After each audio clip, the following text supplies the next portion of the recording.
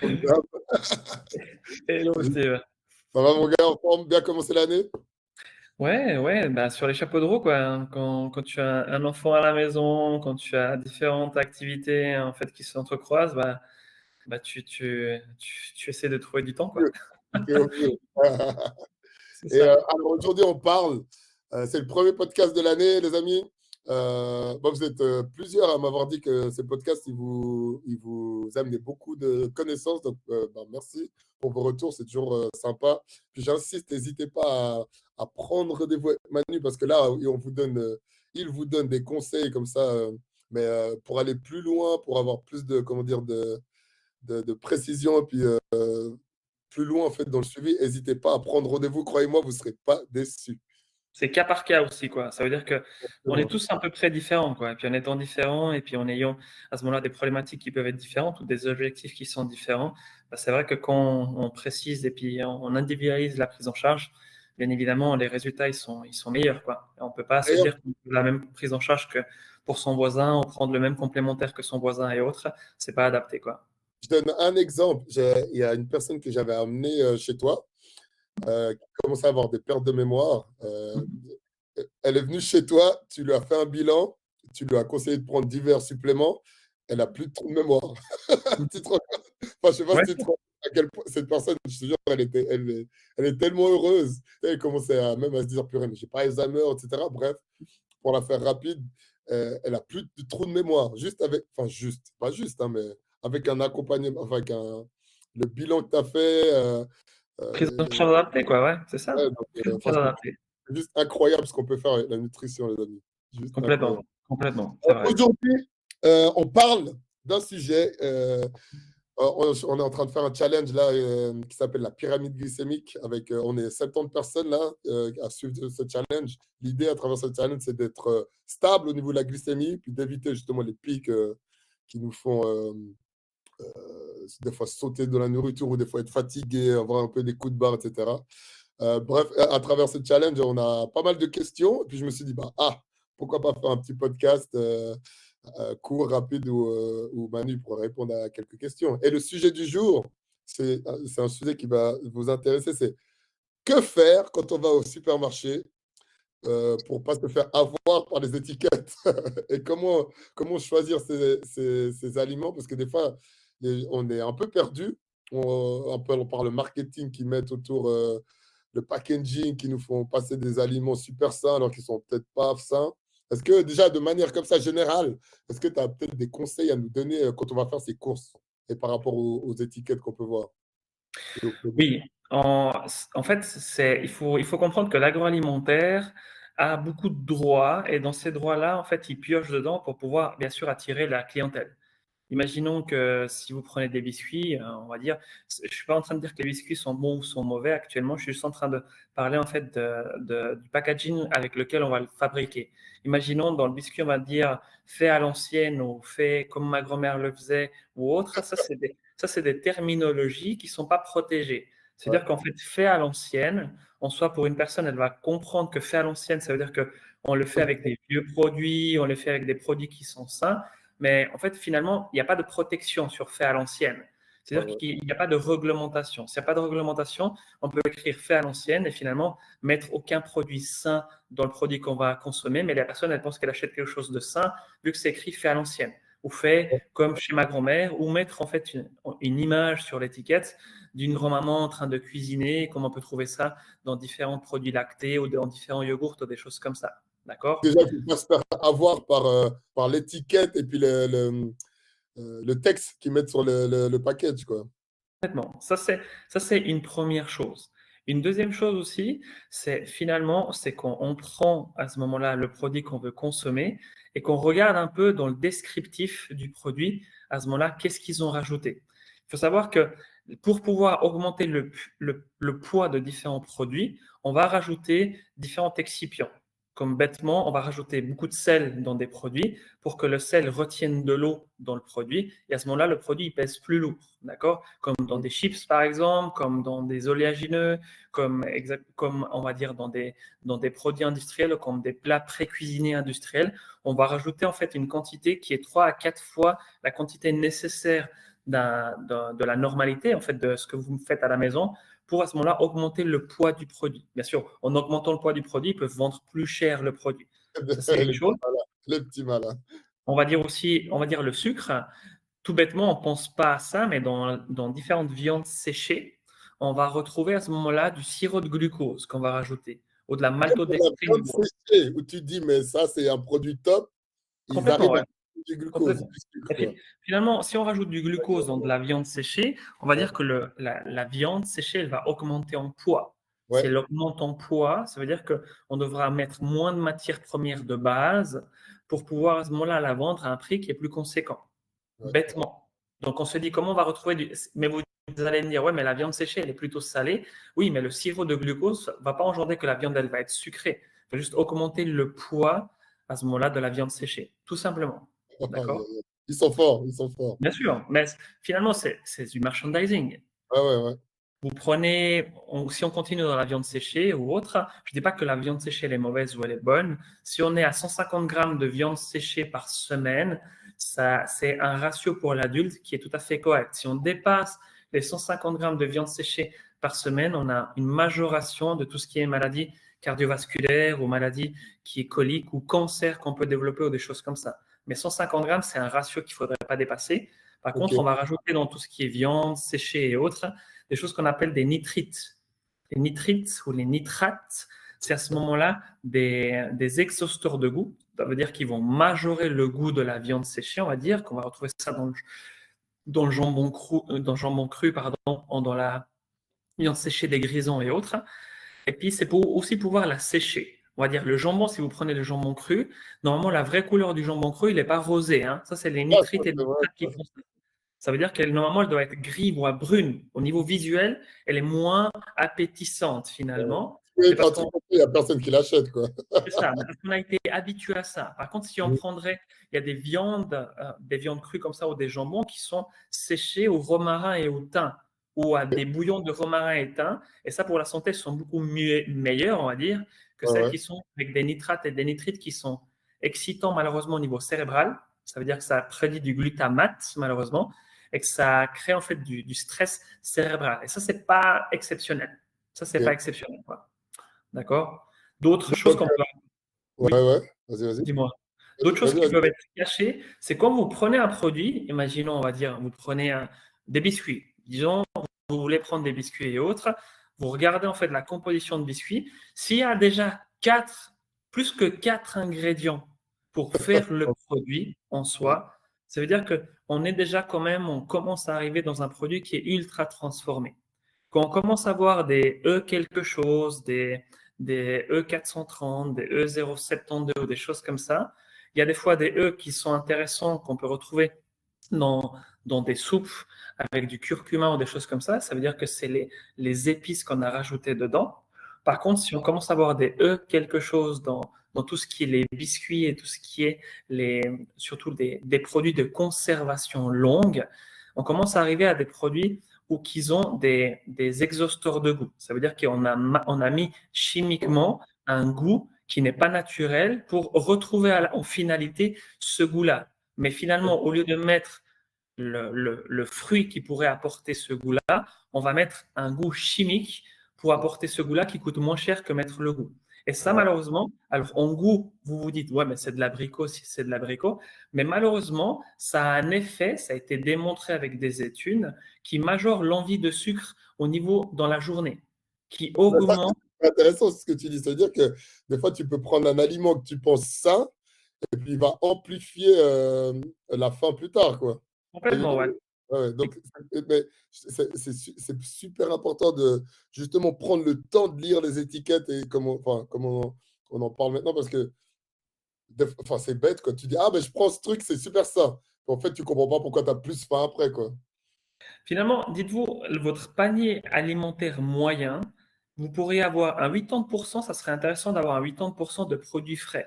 Quand je dis produits frais, ça veut dire fruits, légumes, viande, poissons, d'accord, qui sont frais, on va dire, qui n'ont pas encore été altérés, donc qui n'ont pas encore Ouais, été cuisinés ou qu'on n'a pas encore rajouté quelque chose.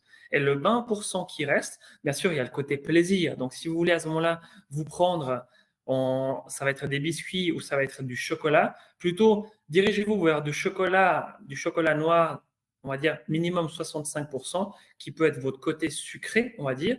Ou à ce moment-là, tout bêtement, vous pouvez, comme dessert finalement, rien ne vous empêche de prendre aussi des fruits, vous rajoutez de la cannelle et de la pâte à tartiner comme du beurre de cacahuète ou de la pâte d'amande ou de la pâte de pistache, qui va engendrer que c'est quand même un dessert sucré. D'accord? Ou rien ne vous empêche aussi de prendre un produit lacté comme un skyr ou un yogourt grec et autres, et vous rajoutez à ce moment-là d'une mangue confite ou à ce moment-là des morceaux de mangue ou des morceaux de mandarine qu'on a maintenant que vous broyez, et ça vous fait une mousse, on va dire, à la mangue, quoi. C'est tout Mais là, bête, tu mais c'est…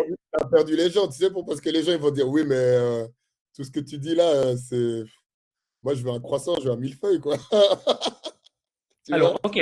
Alors, croissant millefeuille, ça peut être pris en considération sans oublier en fait que le gras qui va être dans le croissant, c'est un gras qui est hydrogéné, ça veut dire qu'il va être altéré. Mais si ça rentre dans un 80% d'une Ouais, alimentation, ok. voilà. Ok. Ah, pas de Par contre, problème. si à ce moment-là, c'est tous les jours, c'est le déjeuner, c'est un croissant et un café, d'accord? Ça veut dire que vous manquez de protéines le matin, vous manquez Ouais. en fait de fibres le matin et vous manquez à ce moment-là de nutriments le matin. Finalement, vous majorez dans les 10 ans en prenant un café, un croissant et un café, vous majorez quand même une maladie cardiovasculaire. Je ne dis pas que c'est interdit le croissant. Si Ouais. vous avez envie d'un croissant un jour, mangez-le votre croissant, quoi. Par contre, si vous prenez un croissant qui est altéré industriellement, qu'en plus ils sont dans des sachets et la date de péremption elle est dans 3 ans, Il y a quelque chose de bizarre, les gars. c'est pas Non, possible. il y a C'est pas quelque chose possible. de bizarre. Mais du coup, comment on fait pour éviter les pièges de l'agroalimentaire alors? Parce que souvent les gens me disent, ouais, mais je comprends rien du tout dans les sucres. C'est marqué sucre ajouté. Enfin, tu vois, juste par rapport au sucre, qu'est-ce qu'on pourrait faire pour essayer d'éviter les pièges? Donc déjà, tu as dit, essayer d'avoir un produit où il n'y a pas plus de 4 ingrédients. Déjà, Complètement, ouais. rien que ça limite pas mal de choses. Est-ce que tu aurais peut-être un autre conseil à nous donner par rapport au Oui, sucre? tout bêtement, la date de péremption. Quand Ok, quelque chose il a une date de péremption qui est plus que 6 mois, alors je si. parle de produits transformés, donc de Ouais, biscuits, des choses comme ça, d'accord? Si je ne parle pas de miel qui n'a pas de date de péremption, je ne parle ouais, ouais. pas de produits céréaliers qui sont bien conservés, ça peut durer en date de péremption plus tard, d'accord? Et je ne parle pas de corps gras non plus, que la date de péremption peut être tard aussi, d'accord? Ça, c'est D'accord. normal. Par contre, dès qu'on prend à ce moment-là des chips, dès qu'on prend à ce moment-là des biscuits, des autres choses, que la date de péremption, c'est plus que 6, 7 mois, on va mettre des conservateurs. Les conservateurs, malheureusement, ça a été aussi démontré actuellement que malheureusement, ça détruit la flore intestinale. Malheureusement, ça augmente le poids corporel des personnes de 25%. C'est énorme, hein. Vous avez bien entendu, les amis, hein? C'est Donc, tu sais, gigantesque. non, mais c'est juste un petit, ben, faut prendre ça en compte, quoi. Parce que, les, 25%, c'est parce que finalement, les conservateurs vont avoir un effet sur vos bactéries intestinales. On parle beaucoup de flore intestinale maintenant. Mais le problème, c'est si vous nourrissez qu'une flore qui est pathogène, donc qui est malade, on va dire, et qui va vous créer des problèmes, bah finalement, c'est elle qui va prendre le dessus par rapport à vos bactéries qui sont saines. Et si vous avez ça, finalement, sans le vouloir, vous allez diminuer votre métabolisme et prendre du poids malgré que vous baissez votre apport calorique journalier. Et puis vous dites, je ne ah, comprends pas, je ne mange rien, et ouais, finalement, je ouais, prends du poids. Mais ouais. c'est causé finalement par votre flore intestinale qui devient malade. Et D'accord? souvent, ben, ça arrive que des gens, ils pensent tout bien faire et ils continuent à prendre du poids. Ça peut être une des raisons, alors. Complètement, ouais, complètement. Mais c'est démontré, il y a plein d'études qui démontrent maintenant. J'insiste tellement, mais parce que des fois, là c'est mon coup de gueule. Là, c'est mon coup de gueule, attention. Non, mais tu sais, quand je dis aux gens, mais tu sais quoi, là, on commence la mise en place. Et là, je te conseille de prendre rendez-vous avec un nutritionniste. Ah ouais, mais non, ouais, tu penses. Et en fait, on ne se rend pas compte à quel point bah, des gens comme toi, enfin, hyper compétents, ils apportent une grosse, grosse plus-value, quoi. Parce que typiquement, ce que tu viens de nous dire, si tu ne le sais pas, tu vas perdre 10 ans, enfin, j'exagère, 10 ans, mais tu vas perdre beaucoup, beaucoup de temps. Tu vas te décourager, tu vas perdre confiance en toi, et puis tu ne vas pas comprendre pourquoi. Et puis, tu aurais pu gagner beaucoup de temps en allant voir un professionnel comme toi.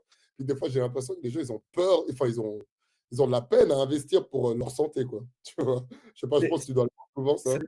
c'est des fois, en fait, finalement, les gens, ils pensent que quand on va voir une personne comme moi, c'est que je vais les restreindre dans leur alimentation. Ouais, Mais exact. je vais surtout leur dire, non, il faut manger le minimum possible et puis jamais se faire plaisir. Mais chose qui pense. C'est comme. Moi, moi, je dis que, moi, je dis Ils ont pas qu'il été, faut manger tout, quoi. Si vous voulez manger une pizza, vous mangez votre pizza, quoi. Si vous voulez vous ouais, manger une fondue, vous allez manger votre fondue, quoi.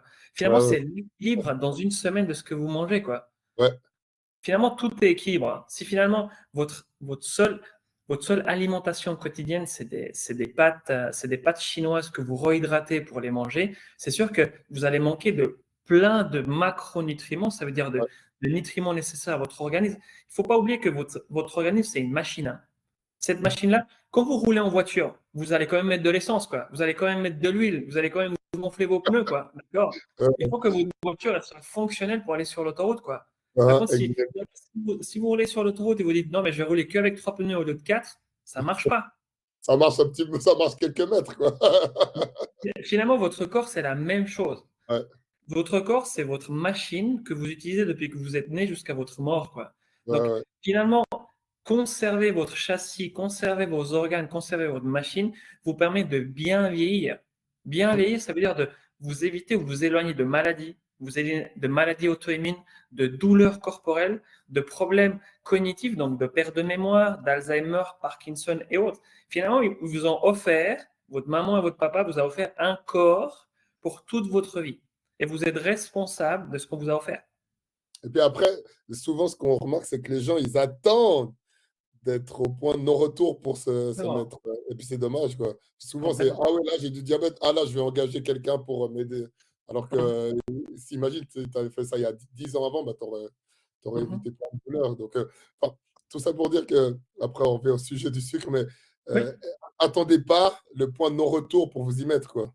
Et puis, Mhm. une chose super importante, parce que nous, on accompagne pas mal de gens avec la gym poussette, le fait de mettre des bonnes habitudes en place, bah, les enfants, ils prennent aussi ces bons réflexes. Et combien Oui. d'enfants, je vois, quand ils viennent au sport, voir leurs parents faire du sport, ils commencent à faire des squats, ils commencent à courir. C'est la même chose avec l'alimentation. Si tu vois que tes parents, bah, ils mangent un ski au lieu de manger un cookies, bah, souvent, bah, tu as l'enfant qui va dire: «Eh, je peux goûter?» Puis c'est des bonnes habitudes que l'enfant il prend, quoi. C'est du mimétisme. C'est Oui, oui, les enfants vont voilà. répéter. Les enfants, c'est normal. C'est comme quand vous mettez un enfant à table. Moi, j'ai un enfant de bientôt 14 mois. On le met à table. Il veut manger la même chose qu'on a nous dans l'assiette, quoi. C'est du Ouais. mimétisme. Il veut prendre sa fourchette pour manger, mais c'est normal. Vous avez répété la même chose que vos parents ont fait. Voilà, là on touche un sujet super sensible, hein, parce qu'une fois, j'avais mis en débat, bon, disgrâce, mais c'est pas grave, hein. J'avais mis un débat sur la gym poussette, où on avait mis, est-ce que si un enfant est en surpoids, est-ce que c'est une partie de la faute des parents? Bon, c'est délicat, hein, c'est délicat, mais je pense qu'on s'est compris parce que le mimétisme, c'est clair que si les parents, ils mangent, j'exagère un peu, mais que des cookies, que des pâtes, comme on va pas s'étonner si l'enfant, bah, il reproduit la même chose, quoi. Mais aussi le mouvement. Si les parents ne bougent jamais, si les Exactement. parents sortent pas, vont pas se promener, vont pas faire du sport et autres, l'enfant en soi, il ne peut que reproduire la même activité que leurs parents. Ouais, ouais, c'est sûr, c'est sûr. Et puis Donc, pourtant, on ouais, n'a pas beaucoup évolué depuis l'Homo sapiens sapiens, quoi. Ça veut dire que l'Homo sapiens sapiens, il marchait des kilomètres et des kilomètres pour récupérer à manger, et notre physionomie, musculo-articulairement parlant, on est fait pour bouger tout le temps. c'est pour ça que je dis tout le temps aux personnes que je suis de minimum faire 8 000 pas par jour. Le minimum du minimum. Ouais. Justement parce qu'on ne se rend même pas compte, mais juste faire 8 000 pas, c'est un peu à environ, hein, à une grande fourchette entre 300 et 400 calories brûlées, quoi. Donc, Mhm. euh, juste faire du 8 000 pas, et ça peut être divisé en 2, 3 fois, peu importe, pas besoin d'être fait en une fois. Rien que de Mhm. mettre ça en place, ça change la vie des gens, quoi. Et, Complètement. donc, c'est pas pour Complètement. rien qu'on le dit, quoi. Le mouvement, quoi. Le mouvement, quoi. Et Et du puis coup, si on revient ouais, au ouais, sujet, ouais, ouais. Ouais, ouais, si on, revenons. quand on parle de sucre dans les produits, alors quand vous avez le descriptif en fait qui est numéraire, ça veut dire qu'ils disent protéines, qu'ils disent glucides, qu'ils disent lipides, tout ça, ils vont vous donner un chiffre en grammage, d'accord? Ça, Ouais, c'est dans les étiquettes. Et puis, souvent, soit ils rajoutent glucides dans sucre rajouté. Des fois, l'étiquette va écrire dans sucre rajouté. Et quand Ok, c'est écrit dans sucre rajouté, si vous regardez les ingrédients, ça va être souvent écrit sirop de glucose, pâte de glucose, ouais, maltodextrine ou des choses comme ça qui ont été rajoutées au produit pour ouais, pouvoir le rendre encore plus sucré. Le ouais, problème, c'est que des fois, un produit peut être sucré naturellement. Ça veut dire ouais, que s'il y a juste glucides en soi, et c'est écrit combien de glucides, ça ne va pas être écrit dans sucre rajouté. C'est-à-dire qu'on n'a rien rajouté. C'est-à-dire qu'il est juste sucré naturellement. D'accord? Vous prenez à ce moment-là une confiture. ouais, D'accord? Normalement, une confiture, il faudrait avoir un minimum, c'est écrit, hein, ouais, d'accord? Un minimum de au moins 65% ou 70% de fruits et 30% à ce moment-là de sucre rajouté pour faire une confiture. Et pas 45% de fruits et puis 55% de sucre, d'accord? Si ouais, je prends des choses qui sont bien sucrées comme ça, on prend aussi des coulis de mangue ou des choses comme ça, que naturellement c'est sucré, d'accord? On va encore voir qu'ils ont rajouté du sucre pour diminuer la quantité de mangue qu'on met au lieu de dire euh, c'est sucré naturellement, ça leur fait d'accord? bien, quoi. C'est ça. Donc finalement, il faudrait se diriger vers des produits qu'il y a des glucides, si vous voulez des glucides, des choses sucrées, mais il n'y a pas de sucre rajouté. D'accord? Il y a des collations qui sont aussi intéressantes, hein, du popcorn qui est fait maison, hein, avec un peu de sel ou pour ceux qui veulent mettre un peu de caramel, de choses comme ça. C'est caloriquement, c'est bas. Et finalement, en fait, ça vous fait quand même une collation. Hein. Ok, intéressant, intéressant. Bon, ben, top, top. Ben, c'est super intéressant parce que ça nous donne des pistes. Ça nous donne des pistes sur quoi faire attention quand on va faire les courses.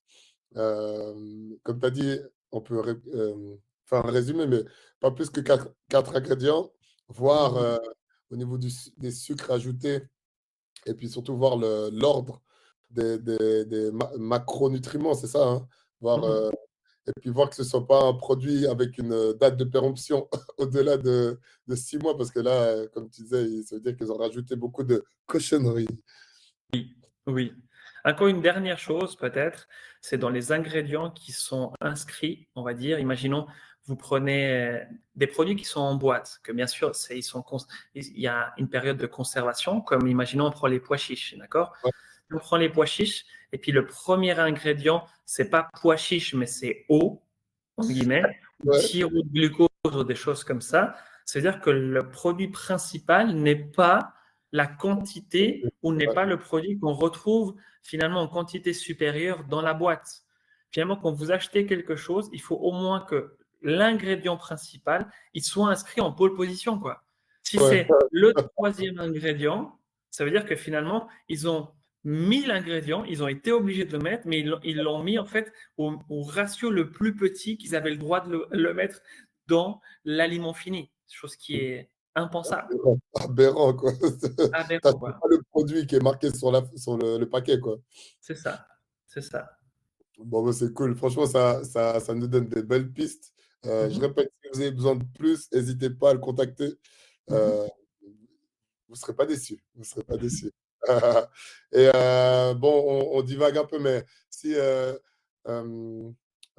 on pouvait donner un conseil pour les gens qui veulent perdre du poids, un conseil un peu général par rapport à l'alimentation, parce qu'on a parlé de la marche, on a parlé de faire attention au sucre un peu caché dans les aliments. Mais tu aurais peut-être un conseil un peu plus de manière générale, comme ça, un truc qui te viendra à l'idée que tu aimerais nous partager.